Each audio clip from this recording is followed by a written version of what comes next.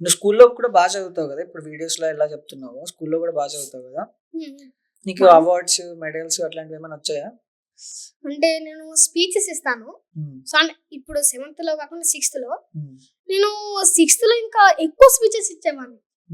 So అప్పుడు అంటే అసలు నేను ఇప్పుడు నార్మల్ గా అయితే మనము స్పీచ్ ఇవ్వడానికి స్టేజ్ మీద పోతాం కదా, అంటే నాకన్నా ముందు ఫస్ట్ పెద్ద వాళ్ళని పిలుస్తారు కదా.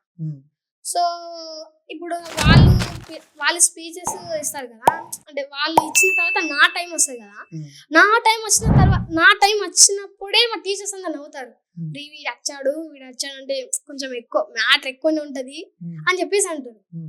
అంటే నేను 6th క్లాస్ లో ఉన్నప్పుడు ప్రైజెస్ అని ఎక్కువ నాకే వచ్చాయి.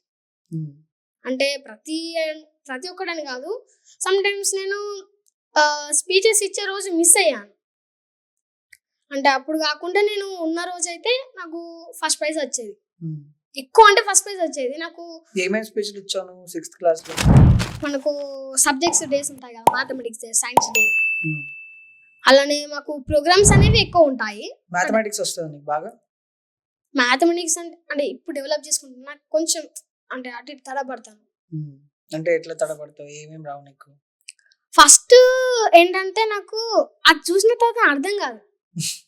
ఫస్ట్ అది ఇంద్ర ఇది ఇలా ఉంది, దీనికి ఎంత ప్రాసెస్ ఉంటుంది అసలు, ఇది నాకు అర్థం కావట్లా అని అలా అనుకునేవాడిని.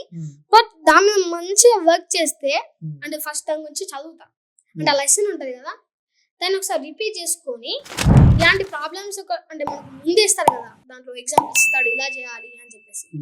సో దీన్ని మనకు ఎలా చేయాలి, ఎలాంటి టైప్స్ ఉంటాయి, ఇది ఎలా నేర్చుకుంటే మనకి ఈజీగా ఉంటుంది అని చెప్పేసి కొంచెం, అంటే మా స్కూల్లో మంచిగా మేము ఇద్దరం ఉంటాం. నేను ఎప్పుడు చదివినా కానీ మా ఫ్రెండ్గా ఉంటాడు రాజ్ కుమార్ మనిషి ఇలా అని చెప్పేసి. సో ఎక్కువ అంటే నాతో మా ఫ్రెండ్గా ఉంటాడు ఒకడు రాజ్ కుమార్ అని చెప్పేసి. వాడు నేను అంటే సేమ్ స్టడీ ఉంటుంది మాకు, ఒక్కొక్కసారి మార్క్స్ కూడా సేమ్ వస్తాయి. సో మేము ఇద్దరము దాన్ని ప్రాక్టీస్ చేసే వాళ్ళము. వాడు ఏం చేస్తాడు, నాకు తెలిసింది వానికి తెలియంది నేను చెప్తా, నాకు తెలిస్తే నాకు తెలియంది వానికి తెలిస్తే వాడు చెప్తాడు. సో ఇద్దరం ఇలా ప్రాక్టీస్ చేసుకుంటాము అంతే.